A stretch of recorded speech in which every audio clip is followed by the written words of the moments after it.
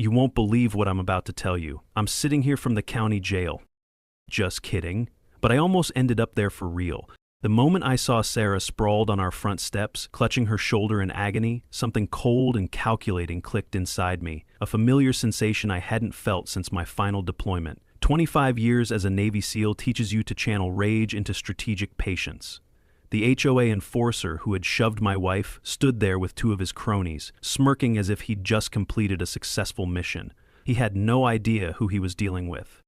No idea what kind of precision-engineered response he had just triggered. I wasn't going to put him in the hospital. I was going to dismantle his entire operation, methodically and legally, the way I'd been trained to neutralize threats without leaving evidence. Where are you watching this from? Drop a comment below if you've ever dealt with power-tripping, HOA tyrants, or petty dictators who desperately needed to be put in their place. Trust me, what happened next will make your day. After 25 years of service in the Navy SEALs, all I wanted was peace. That's what Sarah deserved after standing by me through countless deployments, through the nightmares, through the recovery from PTSD that still occasionally gripped me in the early hours of the morning. She'd been my rock when I was thousands of miles away in hostile territory, and again when I returned home with pieces of myself missing. Not physical pieces, but the kind of soul fragments that combat tears away. When retirement finally came, we chose Pine Creek Estates, specifically because the listing agent described it as quiet and tight-knit. Sarah fell in love with the spacious backyard where she could plant her medicinal herbs for the tea she made for her hospital patients. I appreciated the garage, large enough for my woodworking tools, and the proximity to a small lake where I could fish in solitude. We thought we'd found our forever haven. The first 6 months were everything we'd dreamed about during those long deployments. I started teaching free self-defense classes to neighborhood kids. Sarah continued her work as head nurse in the emergency department at the local hospital. We hosted small barbecues, made friends with Mike and Rebecca Johnson next door, and slowly, I felt the hypervigilance that had been my constant companion for decades begin to ease. I built Sarah a trellis for flowering vines as an anniversary gift. 25 years of marriage deserved something handmade with care. I spent weeks designing it, making sure it was sturdy but elegant, something that would showcase the climbing roses she'd always wanted to plant. The smile on her face when I unveiled it was worth every splinter and every bead of sweat. 3 days later, the first knock came. A muscular man in his mid-30s with a tight polo shirt stretched across his chest stood at our door with a clipboard and a scowl. He introduced himself as Chad Wilson, compliance officer for the Pine Creek Homeowners Association.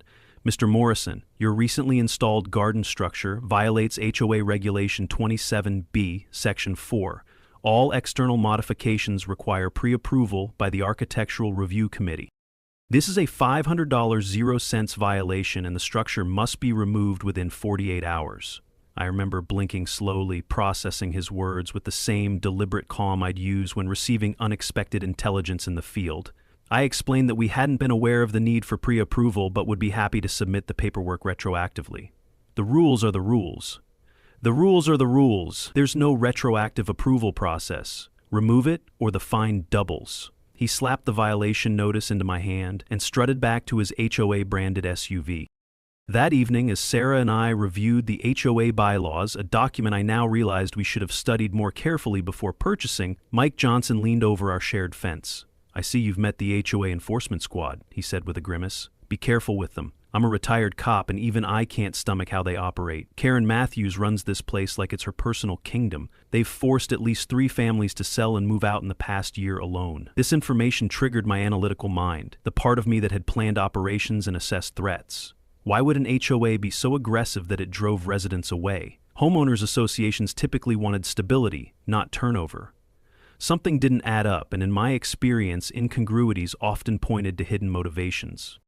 I filed a formal appeal with the HOA board, requesting a reasonable accommodation and offering to modify the trellis if necessary to meet guidelines. The response came 3 days later. Not only was my appeal denied, but we were now being cited for 5 additional violations. Mailbox color not to specification, though it was the same as when we purchased the home, lawn height exceeding the 3-inch maximum by approximately ½ an inch, improper garbage can placement, though it was behind our fence, unauthorized garden plants, Sarah's medicinal herbs, and creating a nuisance with my youth self-defense classes. The total fines now exceeded $2,000, 0 cents. This wasn't random enforcement, it was targeted harassment. As I showed Sarah the notices, I saw a familiar determination in her eyes. "This isn't right, Jack," she said quietly. "We need to stand up to them, not just for us, but for everyone else they're bullying." I nodded, feeling a calm settle over me, the same calm that preceded every mission I'd ever led. "I just wanted a quiet retirement," I said, "but it looks like we have one more operation to plan."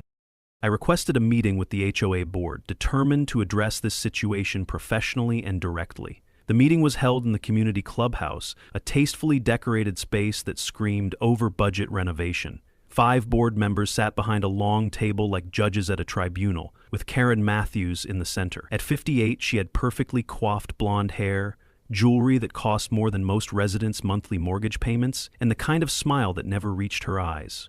To her right sat Doug Peterson, a thin man with a perpetual frown who was introduced as the treasurer and vice president. The other 3 board members remained silent throughout most of the meeting, nodding along with whatever Karen said like well-trained puppets. "Mr. Morrison," Karen began, her voice dripping with condescension, "we understand you're new to community living, but our rules exist to maintain property values and neighborhood standards. Everyone else manages to follow them." I maintained my composure, decades of high-pressure situations having trained me to keep my heart rate steady under fire. I presented printed examples of similar structures in the neighborhood that had apparently received approval, including one in Karen's own backyard. I also noted several discrepancies in the financial reports that were publicly available, vague line items for landscaping services and consulting fees that seemed unusually large for a community of our size. Doug's face reddened at this, while Karen's smile froze in place. "We're not here to discuss association finances, Mr. Morrison. We're here about your violations. Either comply or face the consequences." The dismissal was absolute, but in that moment of tension I'd seen something valuable. A flash of panic in Doug's eyes when I mentioned the finances. In tactical training we called this identifying the weak point. The following week, HOA patrols around our home intensified. I caught Chad taking photos through our windows, documenting God knows what violations. When confronted, he smirked and said, "Just doing my job. Maybe if you don't like being monitored, you should move somewhere without rules." His hand rested casually on his belt, near a taser, an unnecessary show of force that told me volumes about his character and training. As a SEAL, I'd learned to read people quickly, identifying threats and weaknesses. Chad was a bully who'd never faced real resistance, deriving his sense of power from intimidating those who couldn't or wouldn't fight back. His type was common in certain security roles, men who couldn't make it in legitimate law enforcement or military service, but craved authority. Sarah continued tending her herb garden despite the HOA notices, refusing to let intimidation tactics deprive her patients of the natural remedies that supplemented their treatments. One evening, returning from a particularly grueling shift where she'd lost a young car accident victim, she decided to dismantle part of the trellis. "It's not worth the battle, Jack," she said wearily. "Some fights you just have to let go." I was in the garage when I heard the commotion, raised voices, then a cry of pain. I moved without thinking, covering the distance to our front yard in seconds. Sarah was on the ground, her face contorted in pain as she clutched her shoulder. Chad and 2 other HOA employees stood over her, one holding a camera. "She refused to allow a compliance inspection," Chad said defensively as I knelt beside my wife. "We have authority to enter properties for inspection under Section 12 of the HOA agreement." Sarah looked up at me, her professional medical assessment cutting through her pain. Dislocated shoulder, possibly torn rotator cuff. My vision narrowed as decades of combat training screamed at me to neutralize the threat in front of me. 3 targets, unarmored, the primary aggressor front and center. In my SEAL days, Chad would already be unconscious, possibly with a crushed trachea. But I wasn't that man anymore, or rather, I was more than just that man. I helped Sarah to her feet, supporting her weight carefully to minimize pain to her injured shoulder. "You've made a serious mistake," I told Chad, my voice deadly quiet. Mike and his wife Rebecca had heard the commotion and arrived, Rebecca already recording with her phone. "Call the police," I told Mike. Chad scoffed. "Go ahead. Officer Benson is a personal friend. This was just a misunderstanding between neighbors." When Officer Benson arrived 20 minutes later, his cursory interview and dismissive attitude made the connection clear. He refused to file a report, suggested Sarah had tripped, and advised us to work things out like adults. As we drove to the hospital, Sarah's shoulder temporarily immobilized, I made a decision. The HOA wasn't just corrupt, it was dangerous, and dangerous organizations needed to be dismantled systematically, starting with intelligence gathering. Karen, Doug, Chad, and this Officer Benson had no idea what they'd just initiated. They saw a middle-aged couple they could bully. What they couldn't see was the methodical operator analyzing their weaknesses, mapping their connections, and preparing to dismantle their entire operation. In SEAL training, they teach you that the most dangerous enemy isn't the strongest one, it's the one who knows your vulnerabilities, I explained to Mike as we sat in his home office the next day. Sarah was resting at home, her shoulder in a sling with instructions to avoid work for at least 2 weeks. The injury was serious, but thankfully wouldn't require surgery if she followed a strict recovery protocol. Mike, a retired police detective, nodded in understanding. I've been collecting information on them for years, just never had enough leverage to do anything with it. He pulled out a thick folder containing complaints, notes from community meetings, and financial statements with highlighted inconsistencies. Karen's husband died 3 years ago under suspicious circumstances, carbon monoxide in the garage. The investigation was rushed, and Officer Benson handled it personally. She suddenly had money for luxury cars and designer clothes after being on a fixed income before. Doug Peterson was fired from First National Bank for accounting irregularities, but it was kept quiet. And Chad? He has a sealed record for domestic violence. The charges disappeared after he started working for Karen. This was the intelligence foundation I needed. Mike's wife, Rebecca, a reporter for the local paper, agreed to quietly research the HOA's financial records and Karen's sudden wealth.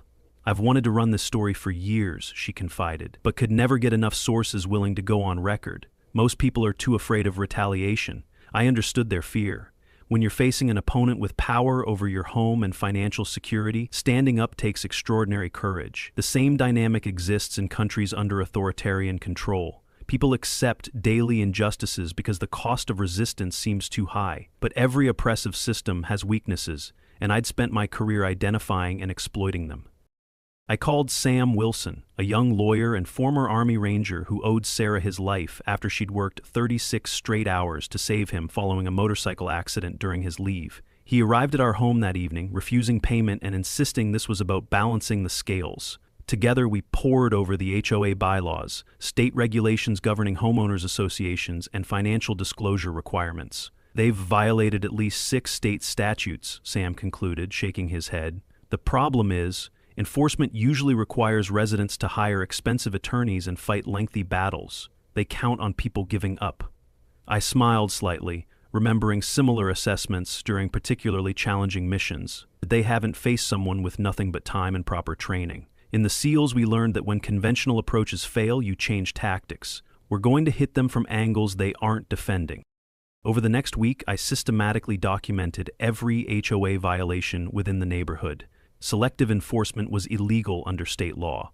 I photographed Karen's unapproved gazebo, Doug's oversized shed, and the board members' homes that miraculously received no citations despite clear infractions. I filed 12 separate requests for financial records under the mandatory disclosure provision. I attended every open HOA meeting, recording each procedural violation. Sarah, even with her injury, helped by connecting me with other residents who had faced similar harassment. Our dining room became an operations center, with a large whiteboard mapping out the connections between Karen, Doug, Chad, and Officer Benson. Mike installed security cameras around our property, capturing Chad's increasingly frequent inspections and attempts to peer through our windows. "You're not going to physically confront them, are you, Jack?" Sarah asked one night, concern in her eyes as she caught me staring at the whiteboard, lost in thought. I turned to her, gently adjusting her sling to make her more comfortable. "No, that would give them what they want, an excuse to escalate legally." In the teams, we learned that the most effective operations aren't about brute force. They're about leverage and timing. I kissed her forehead softly. They injured my favorite nurse. That's not something I can overlook. But I'm not going to handle this like a blunt instrument. I'm going to dismantle their entire operation so methodically they won't know what hit them until it's too late. Sarah smiled through her pain. "Just promise me you'll be careful. These people are vindictive." I nodded, understanding her concern. What I didn't tell her was that I'd already begun the first phase of the operation, and Karen Matthews' carefully constructed kingdom was about to face its first real challenge. The next HOA meeting became the opening salvo in our campaign. I arrived early, setting up a small audio recorder legally permitted in our state for public meetings and a notebook. Karen's eyes narrowed when she saw me, but she maintained her plastic smile as the room filled with residents. Most sat quietly, eyes down, clearly conditioned to avoid drawing attention. "Before we begin," I said when the floor opened for resident comments, "I'd like to address the board's response to my formal complaint regarding the assault on my wife by HOA enforcement personnel." A murmur ran through the crowd. Karen quickly interjected, "That's not on tonight's agenda, Mr. Morrison. We have a procedure for—" I cut her off politely but firmly. Actually, according to HOA Bylaw 7.3, residents may address safety concerns as priority items at any regular meeting.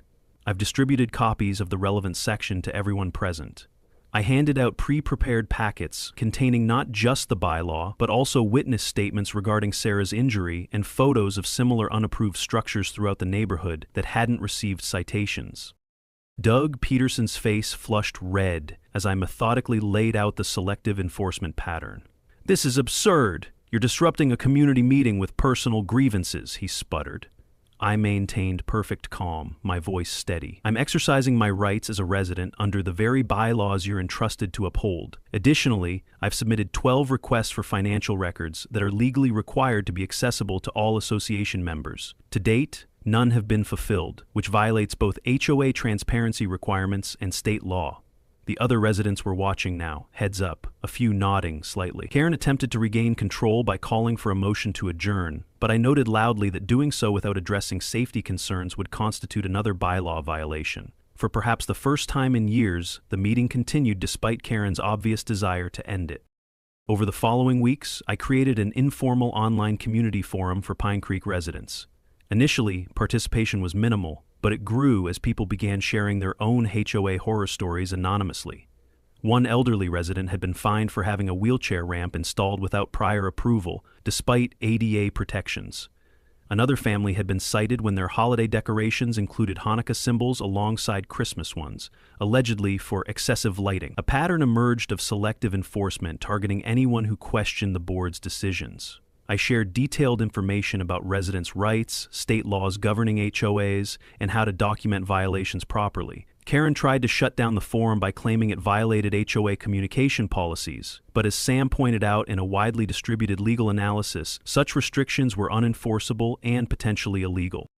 Sarah, despite her injury, returned to work on limited duty. Her nursing supervisor had rearranged schedules to accommodate her limitations, a testament to how valued she was at the hospital.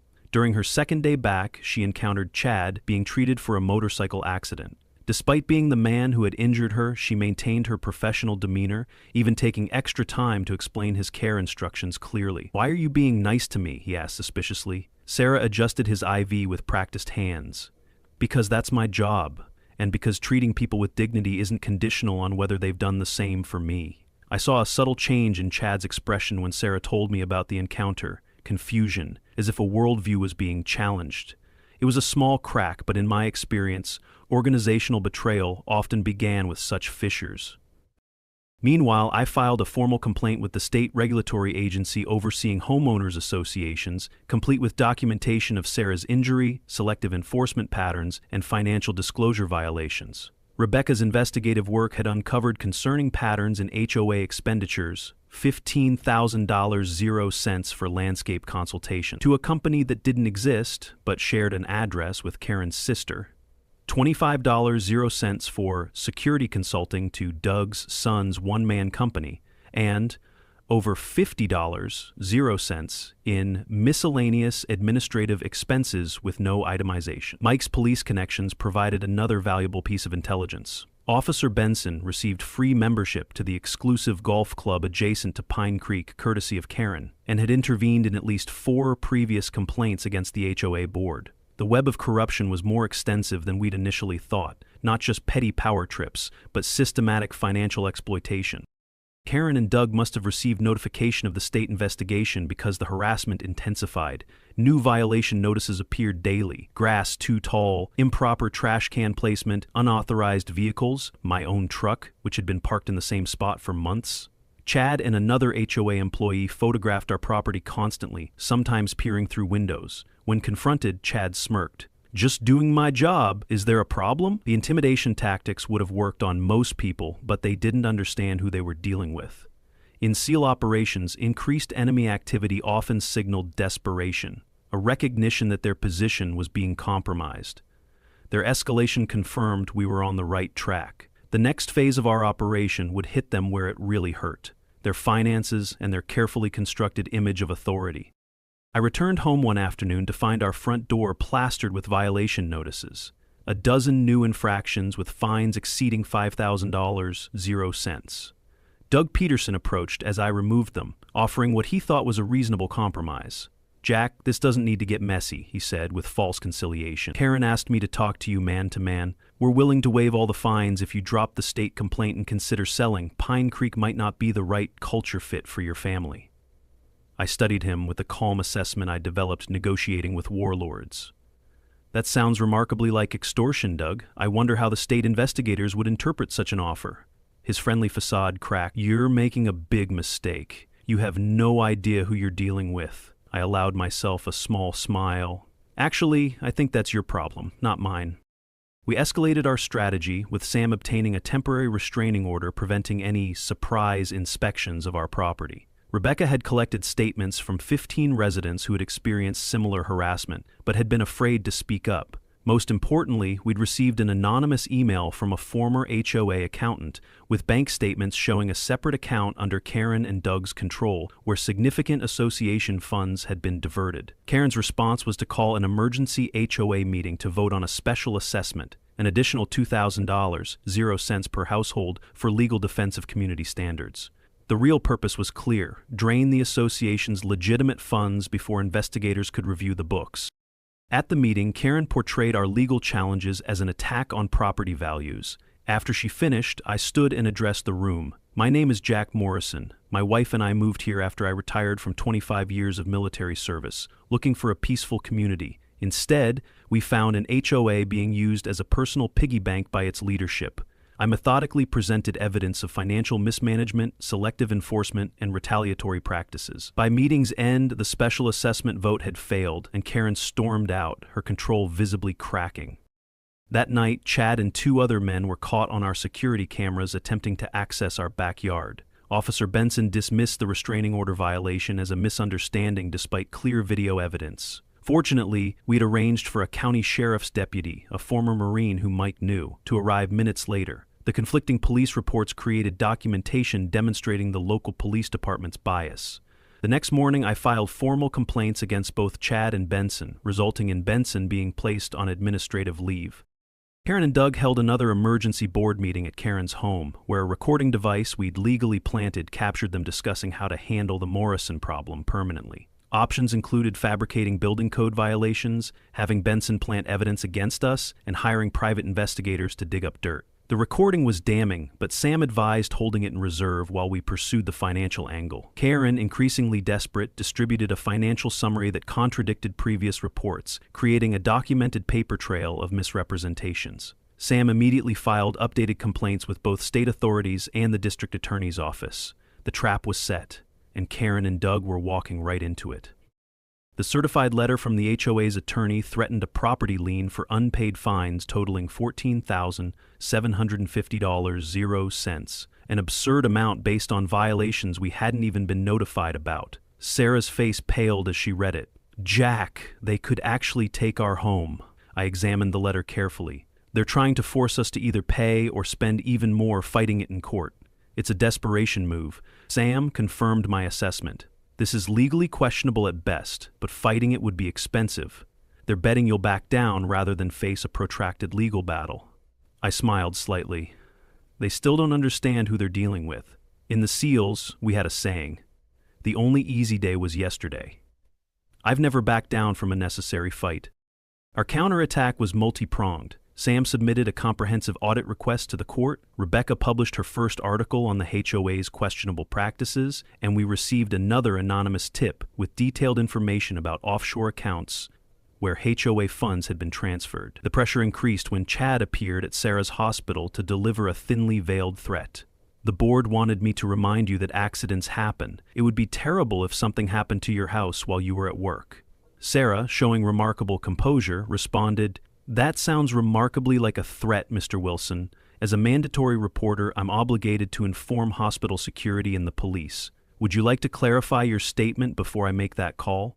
Chad retreated quickly, clearly unprepared for her response. We hosted an informal community meeting where nearly 30 residents shared their HOA harassment stories. An elderly woman had been fined $500, 0 cents for having a religious symbol on her door. A young father was penalized because his daughter's adaptive swing set for her disability didn't meet height restrictions. By meeting's end, we had formed a homeowners' rights committee and collected enough signatures to force a special election for new HOA board members, a process Karen had avoided for years through procedural manipulation.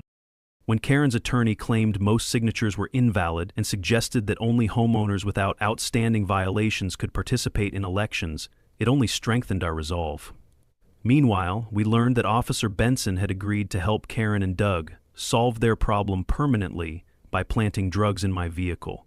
Surprisingly, Chad warned us of the plot. Look, I don't like you, but this has gone too far. They're planning to set you up. Benson's going to plant something in your truck tomorrow and then receive an anonymous tip about drug activity. When I asked why he was telling me this, Chad looked uncomfortable.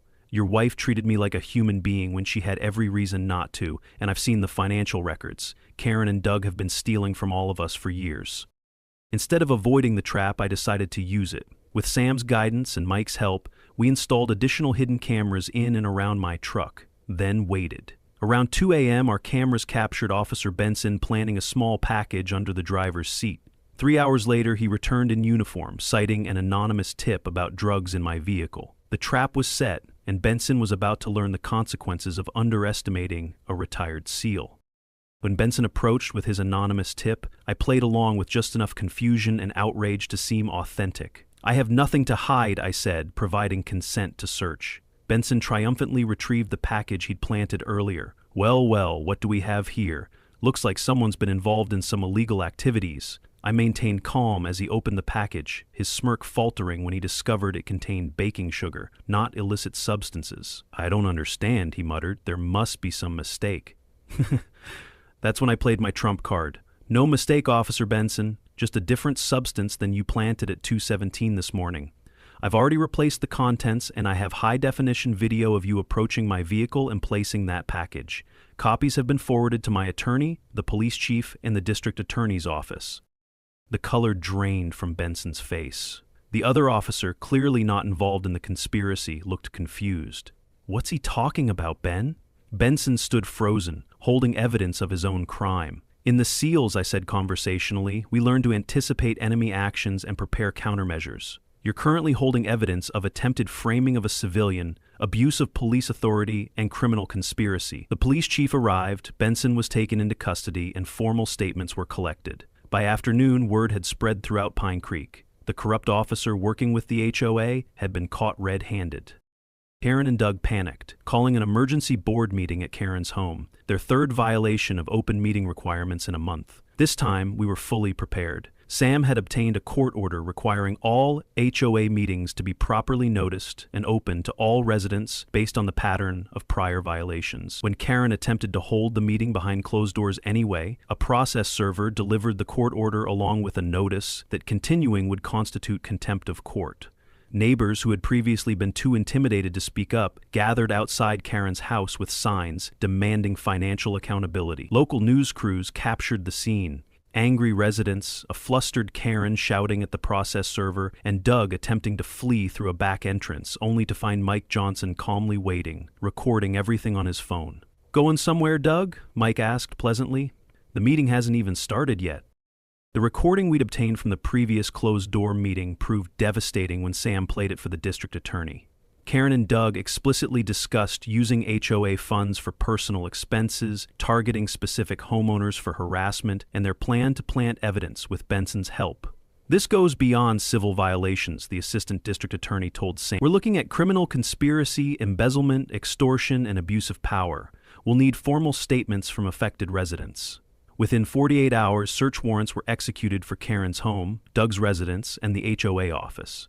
The financial records they seized confirmed our worst suspicions. Over $250,000, 0 cents in association funds, had been diverted to personal expenses, fake consulting companies, and offshore accounts. Karen had funded luxury vacations, cosmetic procedures, and even her son's college tuition with HOA money.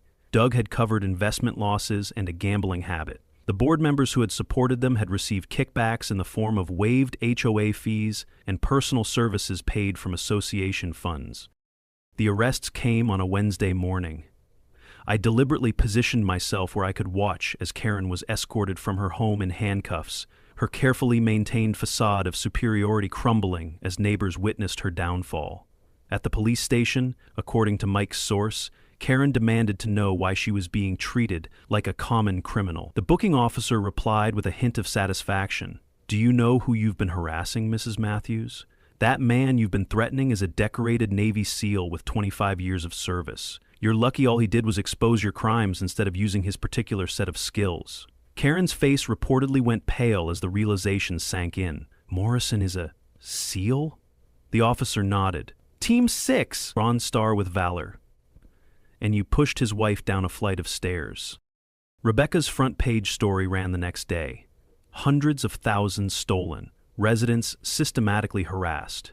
She detailed the financial crimes, the pattern of selective enforcement, and the attempt to frame me with planted evidence. Other news outlets picked up the story, focusing on the dramatic elements: a retired SEAL systematically dismantling corruption in his community, officials abusing power against the very veterans who had served the country. The coverage sparked similar investigations in other communities, with state regulators promising increased oversight of homeowners associations statewide. At the emergency community meeting held in the Pine Creek Clubhouse, over 100 residents attended, more than had participated in HOA activities in years. I presented a complete accounting of what we'd discovered, including the financial losses that had resulted in deferred maintenance and unnecessary fee increases. Many residents were seeing for the first time how they had been manipulated and exploited by people they had trusted to look after community interests. They counted on our apathy and fear, I explained. They knew most people would rather pay unfair fines than fight a system that seemed too powerful to challenge. They used that psychology to create a climate where they could operate without accountability. When I finished, the applause was thunderous, not for me specifically, but for the restoration of fairness and transparency. The interim HOA board elected that night immediately established new policies requiring financial transparency, fair enforcement procedures, and proper notification of all meetings and decisions. They reduced association fees by 30% while actually increasing services, simply by eliminating the systematic theft that had drained resources for years. Thomas Murray, a city council member who had previously supported Karen, publicly apologized for his failure to investigate residents' complaints. "This situation has taught me a valuable lesson about listening to constituents and questioning those in positions of authority," he said during a council meeting. "I'm proposing new city regulations to ensure proper oversight of all homeowners associations within our jurisdiction." Chad Wilson faced lesser charges after cooperating with prosecutors. At his sentencing hearing, he made a statement that surprised everyone. "I want to apologize particularly to Sarah Morrison. When you treated me with dignity in the hospital despite what I'd done, it forced me to question everything. I got involved with the HOA because it gave me a sense of power I was missing elsewhere in my life. I've learned that real strength isn't about controlling others, it's about holding yourself accountable." The judge sentenced him to probation and community service at the local Veterans Center, where Chad would later say he learned more about real courage and integrity in 1 month than in his entire previous life. Karen and Doug received no such leniency. The evidence against them was overwhelming, and neither showed genuine remorse. Karen maintained that she had simply been managing the community according to standards, while Doug claimed he was just following established financial practices. The judge was unimpressed, sentencing Karen to 4 years in state prison for embezzlement, conspiracy, and misuse of property funds. Doug received 3 years.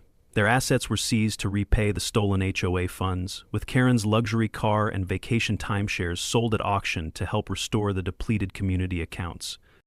Officer Benson lost his badge, his pension, and eventually his freedom. receiving 2 years for abuse of power, conspiracy, and planting false evidence. His case sent shockwaves through the local police department, prompting an internal affairs investigation that uncovered other instances of favoritism and misconduct. The police chief, fighting to restore his department's reputation, implemented new training and accountability measures, personally apologizing to Sarah and me for the department's failure to properly investigate the assault.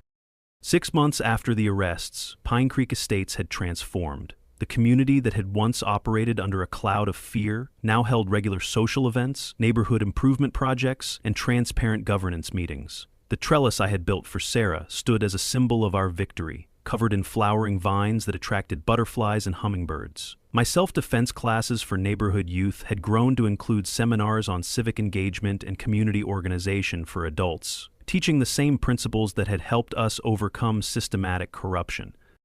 One evening, as Sarah and I sat on our front porch watching the sunset, Mike and Rebecca joined us with a bottle of wine to celebrate the 6-month anniversary of the revolution, as residents had taken to calling it. "Did you ever imagine when you moved here that you'd end up leading a community uprising?" Rebecca asked, raising her glass in a toast. I smiled, watching children playing freely in front yards that had once been subject to arbitrary and capricious restrictions. In the SEALs, we had a saying, "The only easy day was yesterday." But we also learned that the right team, the right strategy, and unwavering determination can overcome seemingly impossible odds. This community had everything it needed to free itself. It just needed someone to show them how to fight smart instead of surrendering to intimidation. Sarah leaned against my shoulder, her injury long healed but the experience permanently etched in our memories. The irony is that Karen and her crew thought they were building their personal kingdom, but they actually created the conditions for a truly united community. Sometimes people need a common enemy to discover their common humanity. Mike nodded in agreement. "I've lived here 15 years and never knew half my neighbors until this happened. Now we're planning block parties and community gardens. Karen would hate what she accidentally created." We all laughed at that, the sound carrying across front yards where neighbors waved and smiled, genuine connections replacing the artificial standards that had kept everyone isolated and afraid. The last remnants of the old regime disappeared when the new board removed the ostentatious Pine Creek Estates, a premier community sign that Karen had commissioned with embezzled funds, and replaced it with a simple marker reading, "Pine Creek, where neighbors become friends." The former HOA enforcement office was converted into a community center offering resources for residents, including a small library, meeting spaces, and weekly farmers market. Chad, having completed his community service, surprised everyone by volunteering at the center, his first-hand knowledge of the previous system's abuses making him particularly effective at helping residents understand their rights and responsibilities.